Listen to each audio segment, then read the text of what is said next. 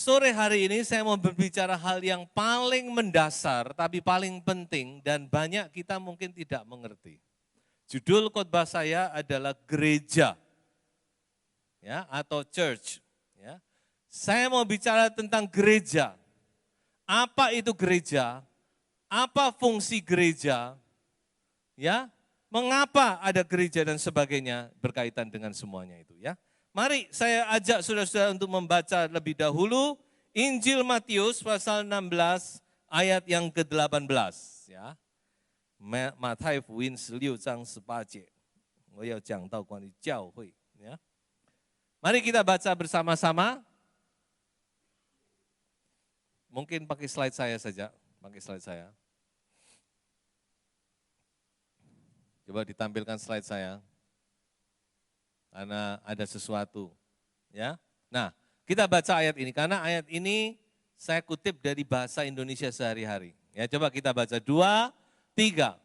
Sebab itu ketahuilah engkau adalah Petrus, batu yang kuat, dan di atas alas batu inilah aku akan membangun gerejaku yang tidak dapat dikalahkan sekalipun oleh maut. Aku akan membangun gerejaku. Kalau saudara selidiki di dalam Alkitab kita, yang pasti terjemahan yang umum ini, saudara selidiki sampai elek, gak akan ketemu kata gereja. Ya. Tapi kalau saudara membaca dalam Alkitab bahasa Indonesia sehari-hari, ketemu satu saja, yaitu di ayat ini. Gerejaku. Aku akan membangun gerejaku. Lalu mungkin saudara bertanya, kalau gitu kata gereja itu dari mana? Ya, kalau gitu Alkitab, kalau nggak ada kata gereja, kenapa kita ada gereja? Nah, saudara-saudara, next. Kata gereja ini sebenarnya berasal dari bahasa asing bahasa Yunani, eklesia. Bahasa asli adalah eklesia. Eklesia itu artinya itu keluar, klesia itu dipanggil. Jadi eklesia itu artinya dipanggil keluar, called out. Itu artinya. Lucu ya, tapi itu saudara nanti akan lihat. Kenapa kok pakai kata eklesia? Dan kata eklesia ini, next, dalam Alkitab kita sebenarnya kurang lebih ada 116 kali. Jadi bukan sedikit. Janjian baru itu kata eklesia itu 116 kali. Cuma diterjemahkan sebagai jemaat. Nah itu makanya saya tidak ketemu kata gereja. Saya juga tidak mengerti kenapa kok diterjemahkan jemaat. Ya. Tapi kalau saudara membaca di dalam Alkitab Inggris, King James Version, maka kata eklesia itu diterjemahkan dengan kata church, yang artinya gereja. I will build my church. In this foundation, dalam dasar ini, I will build my church, kata Tuhan Yesus. Jadi kata eklesia itu, kata gereja itu sebenarnya banyak. Cuma terjemahannya jemaat, itu yang sudah perlu tahu yang pertama. Lalu kalau begitu, apakah gereja? Nah, sebelum kita melihat apa gereja itu, kita akan melihat lebih dulu apa yang bukan gereja. What is not church? What is church is not? Nah, itu. Gereja bukan. Kalau kita sudah tahu hal ini, nanti kita lihat apa yang iya.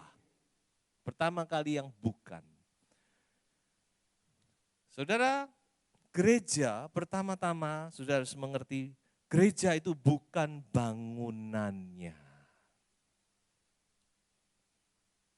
Ya, jadi kita akan dalam pemikiran kita itu gereja itu hubungannya selalu dengan bangunan, building. Tapi sebenarnya gereja is not a building. Church is not a building. Gereja itu bukan bangunannya. Tempat ini ya tadinya bukan dibangun untuk gereja. Dulu tempat apa di sini? Bowling. Siapa yang pernah main di sini? Oh itu ada yang pernah. Itu yang jujur. Yang nggak jujur banyak. Enggak apa-apa main bowling. Ya. Saya juga main bowling pakai neker waktu kecil. Ya. Tapi oleh kemurahan Tuhan, Tuhan sudah menyediakan kepada kita tempat ini dengan cara Tuhan yang ajaib. Akhirnya kita ada di tempat ini untuk beribadah. Kita beri tepuk tangan dulu untuk Tuhan kita Yesus Kristus. Enggak seperti gereja, enggak ada salib. Ya, jadi gereja itu bukan bangunan. Ya. Bukan bangunan yang menentukan gereja. Memang kalau zaman dulu gereja itu langsung dari jauh udah kelihatan. Runcing, ada salibnya, ya. Tapi kita sekarang sudah makin sadar bahwa gereja itu bukan bangunan, ya. Kedua, gereja bukan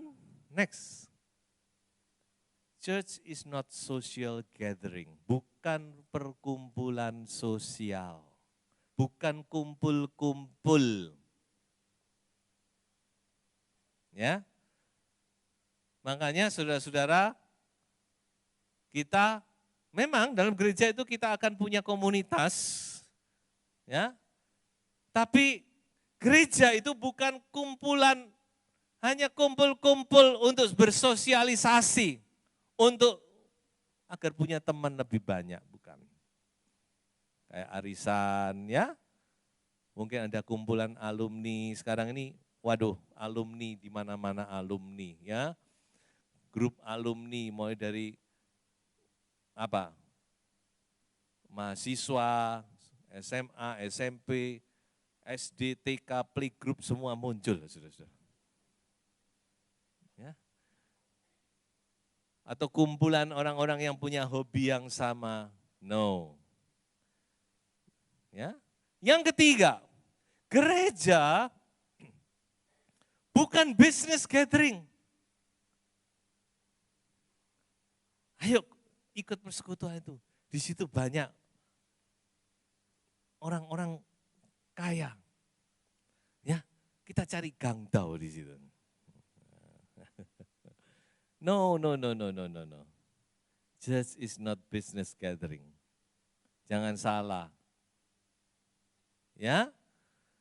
Jadi jangan kita punya motivasi yang keliru waktu kita datang ke gereja.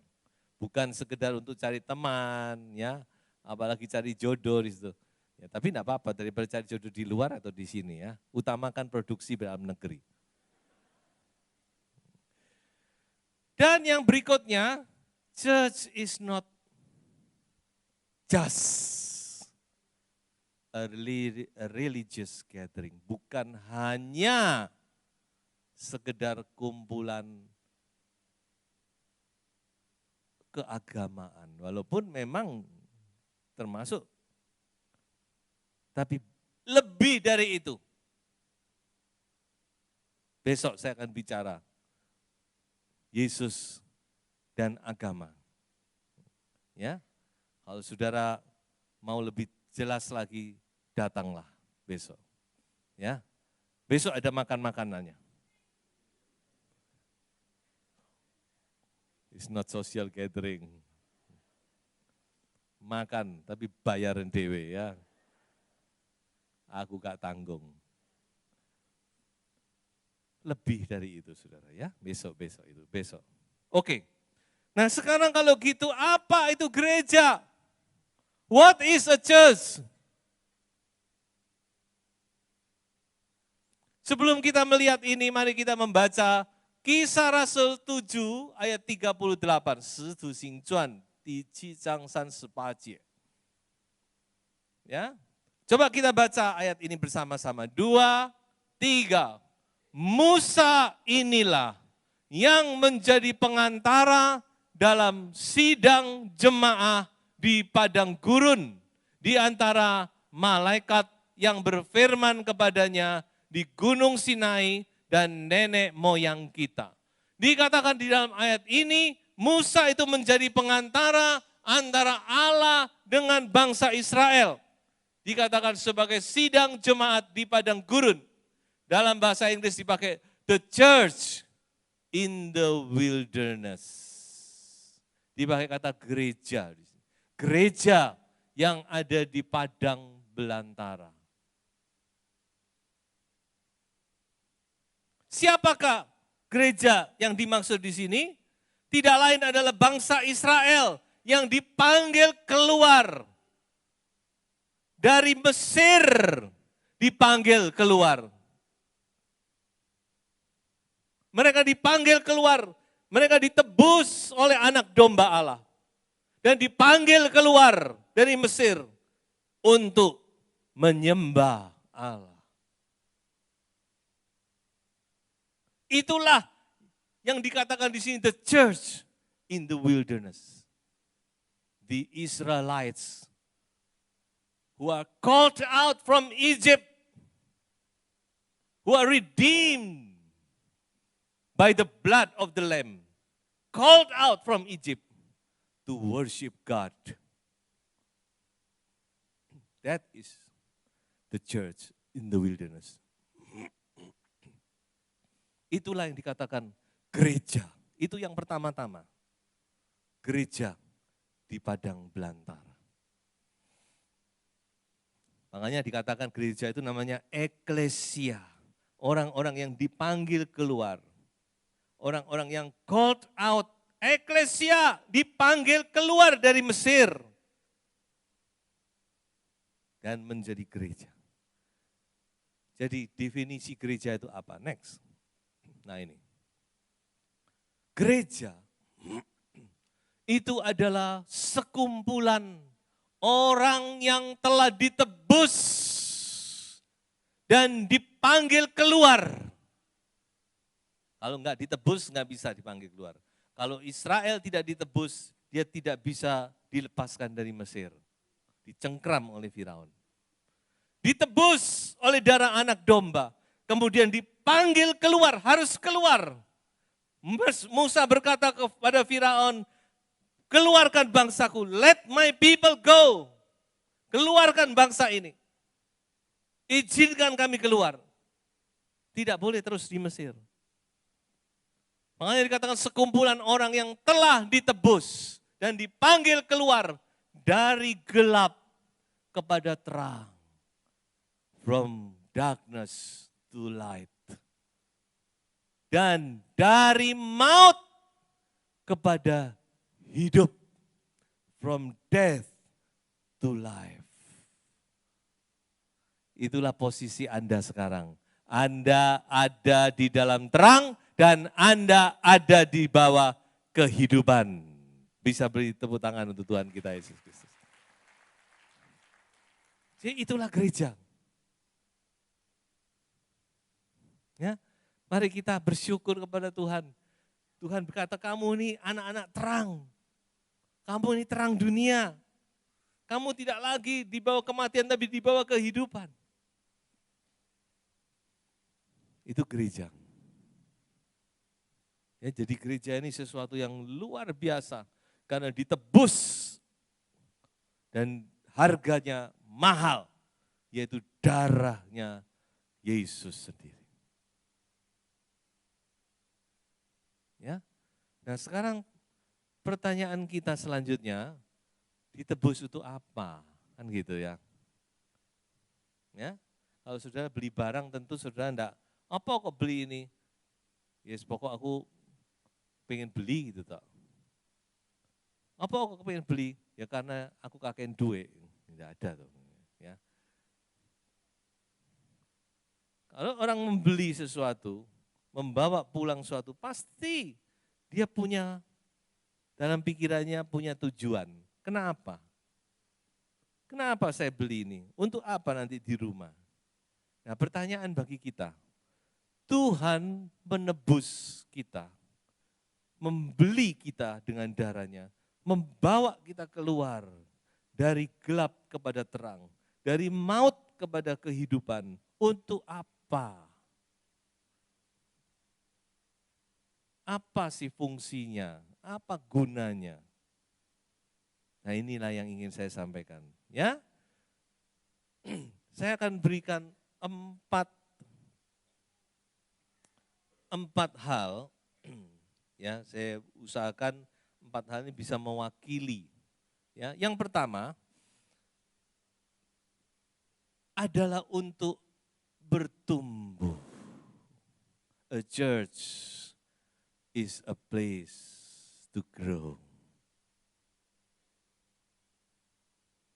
Ya. Gereja adalah tempat untuk kita bertumbuh. Coba kita baca Kolose pasal 1 ayat 20. 2, 3.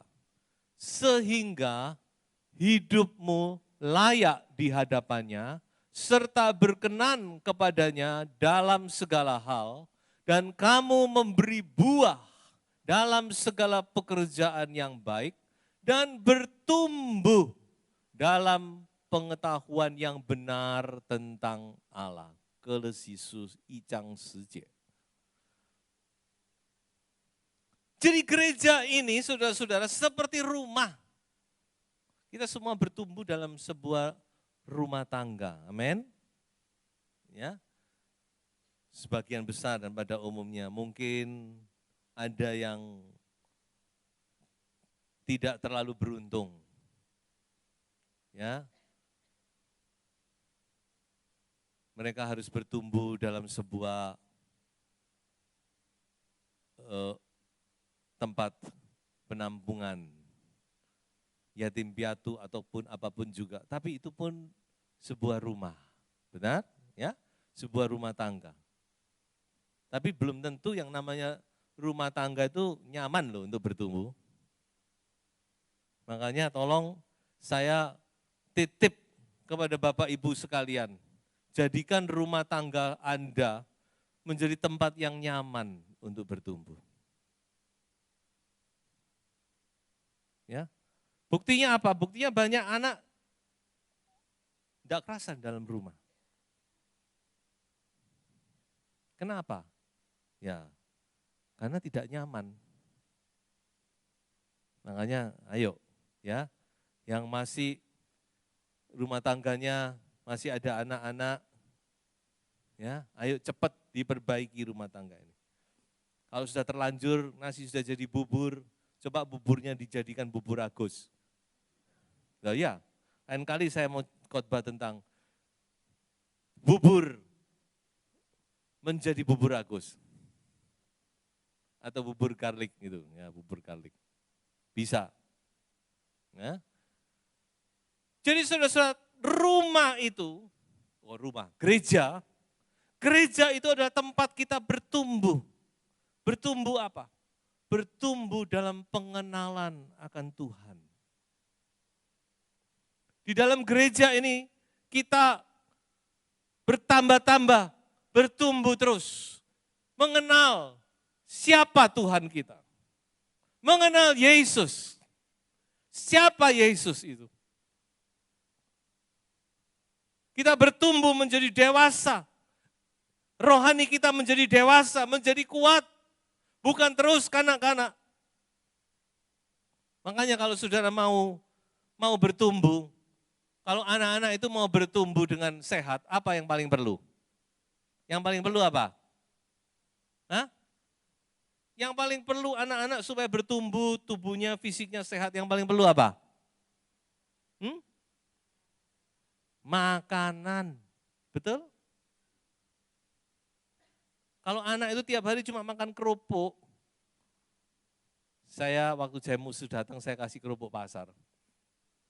Ya, kerupuk pasar, kerupuk putih lah enak saudara ya. Gurih, wasin ya. Banyak orang enggak ada kerupuk enggak bisa makan. Dia makan dia bingung.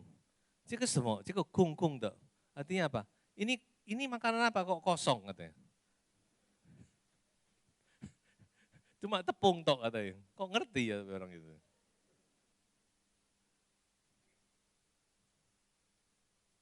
Ayo punya selera, makan firman Tuhan. Kalau anak itu enggak suka makan tuh artinya apa? Kalau anak enggak suka makan, kira-kira apa? sakit. Makan,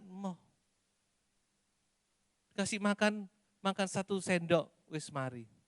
Gak punya nafsu makan. Jangan-jangan anak ini sakit.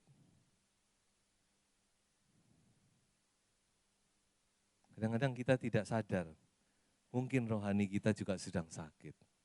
Gak punya nafsu makan kita. Saya dengar firman, kapan? Ya waktu hari Sabtu di gereja. Nah itulah jajan. Saya katakan sama, bukan jajan dalam arti apa. Sudah cuma makan sekali seminggu, mana bisa? Tidak bisa. Bagaimana kita bisa bertumbuh? Satu saat ada seorang ngomong sama saya gitu, saya ini walaupun tidak pernah baca firman Tuhan, saya ini yang ngerti loh firman Tuhan. Oh gak sungkan ngaku. Ya tapi saya ya puji Tuhan, ya memang ini PR kita lah Mbak Tuhan ya. Bagaimana supaya anak-anak rohani ini punya appetite, punya nafsu makan. Supaya apa? Supaya bertumbuh imannya, bertumbuh rohaninya, mengerti tentang Tuhan, mengenal Tuhan kita dengan baik. Jadi a church is a place to grow in the knowledge of our Lord Jesus Christ. 2. Gereja adalah tempat untuk kita belajar. A learning place. Ya. Belajar apa? Belajar melakukan kebenaran. Terus terang saya tidak tahu, saya masih kelas berapa melakukan kebenaran, mungkin masih SD. Tapi tidak apa-apa. Ya, kan semua itu memang kita terus belajar, kan? Jadi gereja itu bukan cuma tempat kita mengerti kebenaran, tapi juga melakukan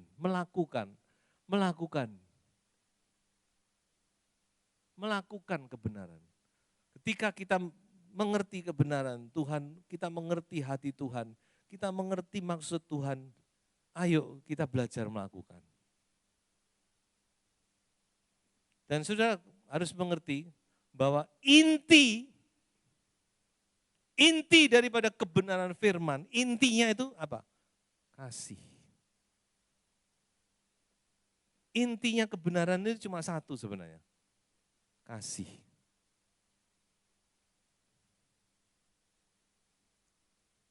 Jadi dengan lain kata, di gereja inilah kita belajar untuk kasih mengasihi.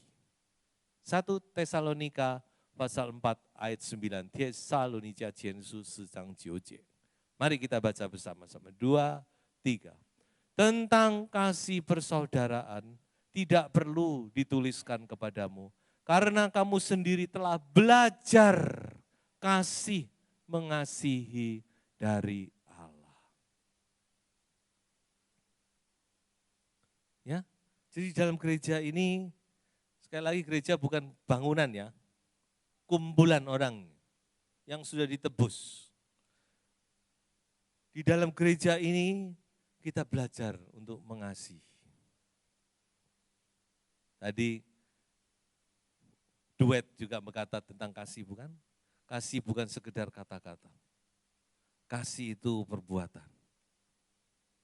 Saya di sekolah Alkitab di kelas 2 saya mengajar tentang 1 Yohanes. 1, 2, 3, surat 1, 2, 3 Yohanes. Ketika saya dapat tugas beberapa tahun yang lalu, saya agak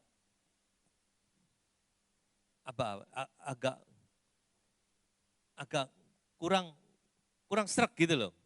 Saya tahu kenapa. Karena 1, 2, 3 Yohanes ini bicara tentang kasih. Dalam batin saya kok enggak surat yang lain sih? Surat Filipi kayak surat Kolose kayak ya. Kok surat 1, 2, 3 Yohanes? Aku ini masih belum bisa Tuhan. Tapi saya yakin ini semua kehendak Tuhan. Justru saya dengan belajar itu saya melihat, oh saya masih belum. Saya masih belum. Ya, sambil ngajar saya sambil sadar, aku ini belum bisa melakukan.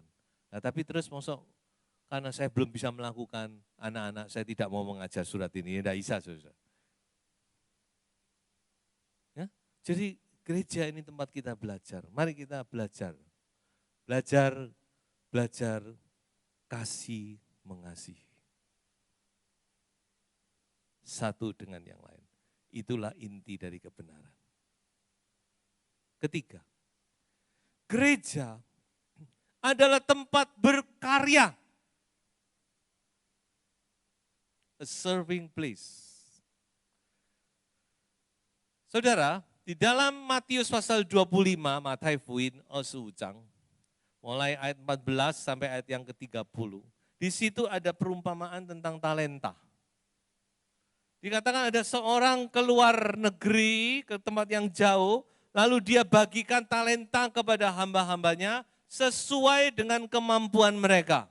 Ada yang 5, ada yang 2, ada yang 1. Kenapa kok enggak troto? Tuhan kan tahu kemampuan tiap-tiap orang, bukan? Tapi bukan masalah itu yang penting. Masalahnya apakah talenta ini dipakai atau tidak. Ketika Tuhan itu balik, dia kumpulkan lagi hamba-hambanya, dia tanya, kamu sudah cuan berapa? Sudah untung berapa? Yang 5 talenta bilang, aku untung 5. Hebat, salut.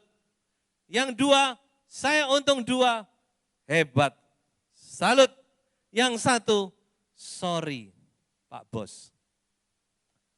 Ya, cuma 1 Pak Bos. Apa artinya ini?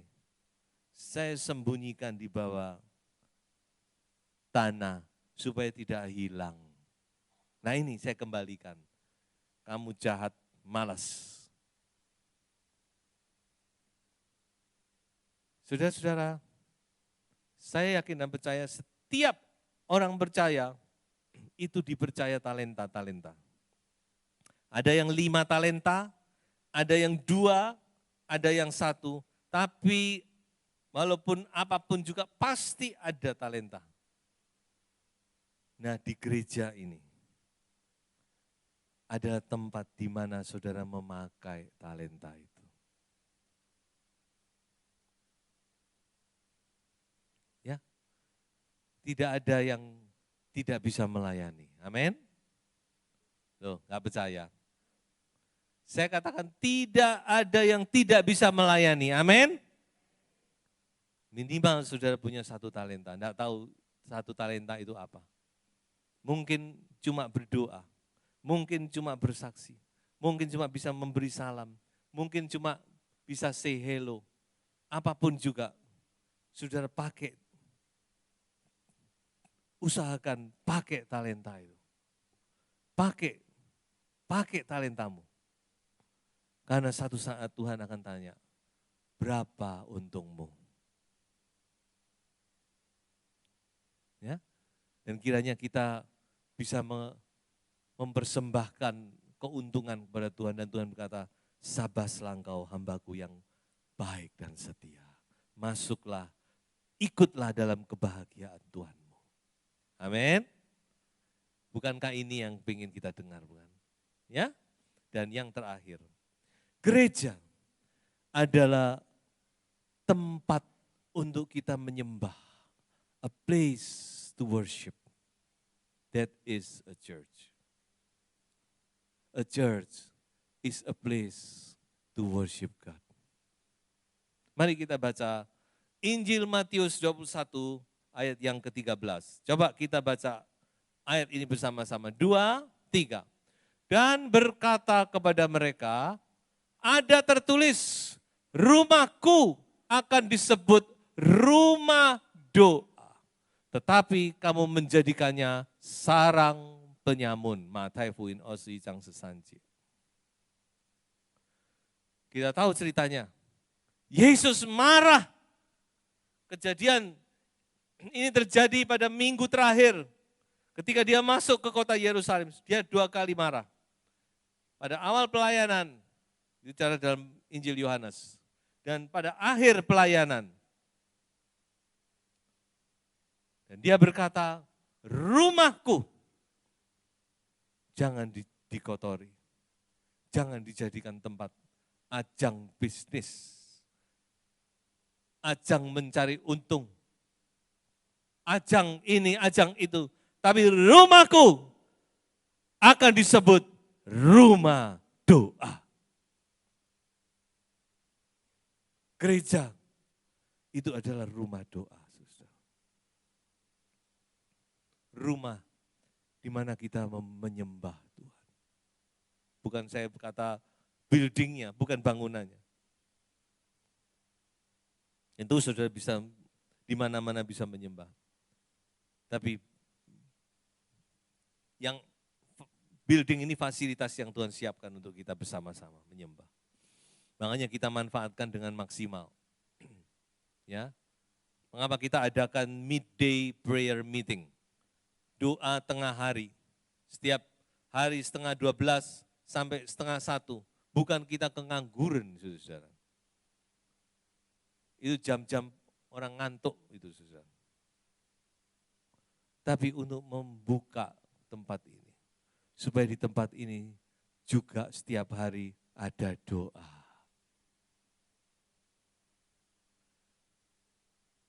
Memberikan kesempatan kepada Bapak Ibu Saudara. Ayo datang.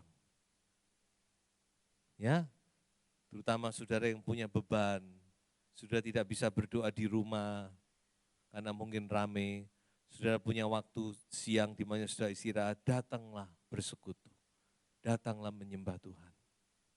Rumahku akan disebut rumah doa. Ini kehendak Tuhan. A church is a place to worship Him.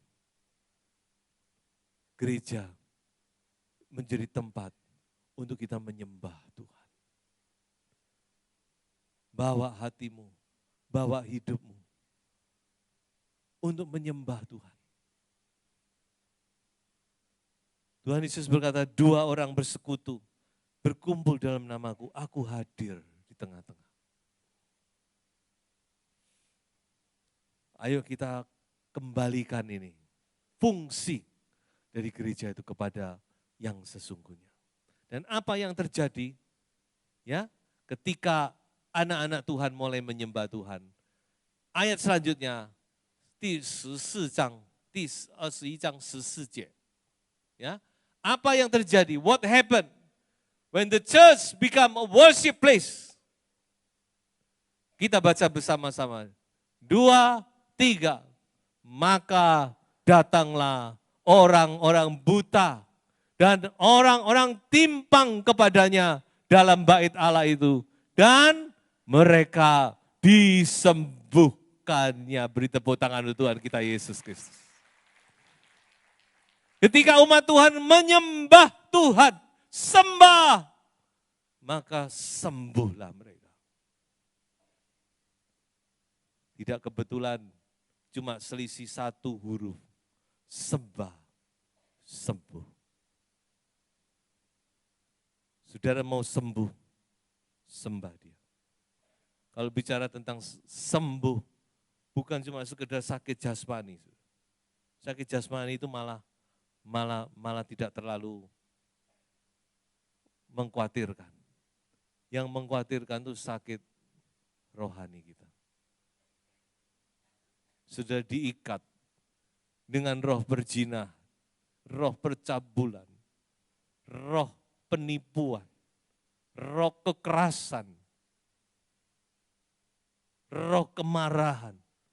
Banyak sakit penyakit rohani yang perlu disembuhkan. Kadang-kadang mata kita rabun, kita tidak bisa melihat kemuliaan Tuhan. Banyak, saudara sembah dia. Maka kita akan beroleh kesembuhan. Sembah dan sembuh. Dan itu yang Tuhan mau lakukan. Tuhan mau gerejanya kembali mengalami mujizat dan kuasanya. Sebab itu kita harus kembalikan gereja ini kepada fungsi yang sesungguhnya. Tempat untuk kita bertumbuh. Tempat untuk kita belajar. Tempat untuk kita menyembah Tuhan. Tempat untuk kita melayani. Maka gereja akan kembali pulih. Kemuliaan Tuhan akan dinyatakan. Dan akan banyak orang datang berduyun-duyun. Ya, saya yakin kalau gereja pulih, kita tidak usah bingung-bingung cari jiwa sana sini. Tetapi Tuhan yang akan menarik jiwa-jiwa itu datang. Coba, terakhir. Ya, ini pesan firman Tuhan. Kembalikan gereja kepada fungsi yang sebenarnya. Maka banyak orang akan datang dan disembuhkan oleh Kristus. Kita baca ayat kunci ini. Yohanes, Yohanes 12 ayat 32. Ayo kita baca bersama-sama. 2, 3. Dan aku, apabila aku ditinggikan dari bumi, aku akan menarik semua orang datang kepadaku. Kiranya Tuhan pulihkan gerejanya. Tuhan Yesus memberkati.